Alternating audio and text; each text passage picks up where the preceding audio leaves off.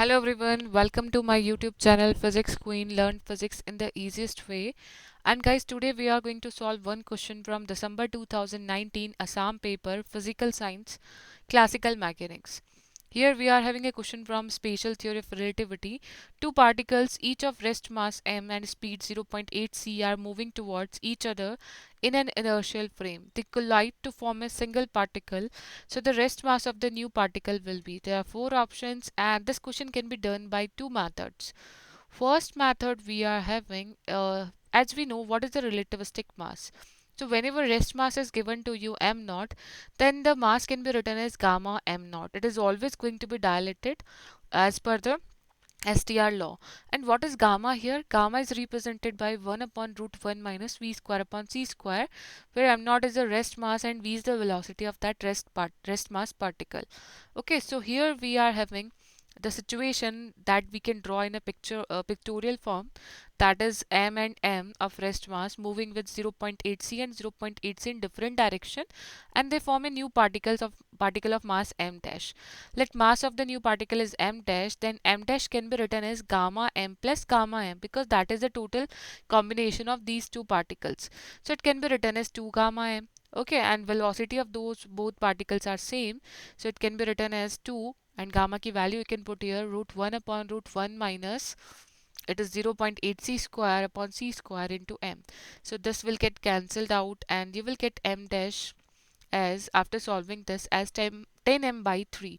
So this is the relativistic mass of that particle, so this will be your correct answer.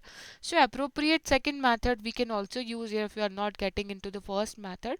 So this method I'm just going to tell you here, because you can solve the similar kind questions everywhere whenever you are going to get these kind of questions in your examination. So always remember, in collision of particles, whenever there some initial velocities are given to you, then always two things will be conserved if there is no external force. First one, the momentum is going to be conserved, and the second one, energy is going to be conserved every time whenever there is no external force. So if momentum conservation we are going to apply, so we can write that initially that particle momentum, so momentum hoga, relativistic momentum is given by gamma mv, where m is the rest mass. So initial momentum was there, gamma mv minus gamma mv, because both velocities are in different direction. So if you are taking one direction as positive, then you have to take the another direction as negative. Then it can be written as m dash v dash. M dash is the new mass of the particle and v dash is the new velocity. So as we know that both particles are moving in opposite direction to each other. So what will happen in this case? The new particle, as to make the momentum conserve, the new particle will be at rest. So here the velocity of the new particle, new form particle, is going to be 0. That will be at rest. So now you can say whenever these two with same velocity and same mass are going to collide and make a new particle, then the new particle will be at rest to conserve the momentum. Next, what we can say, these methods you can apply in any of the question of collision. Then using energy conservation, we can say the energy is given by mc square and m is given by gamma m naught. So what is the final energy here? If m dash we have taken here the rest mass, so what we can say here the gamma dash value will be 1, because it is we are taking the actual mass, so that will be m dash c square. So gamma mc square plus gamma mc square, that is the initial energy.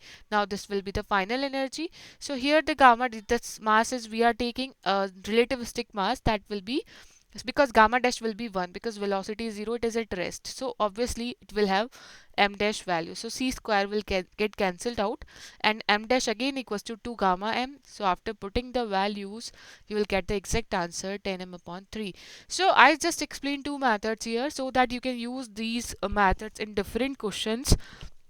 So I hope this video is helpful for you. So let me know in the comment section that how you find these videos, and also share with your friends. And thank you so much for watching till the end.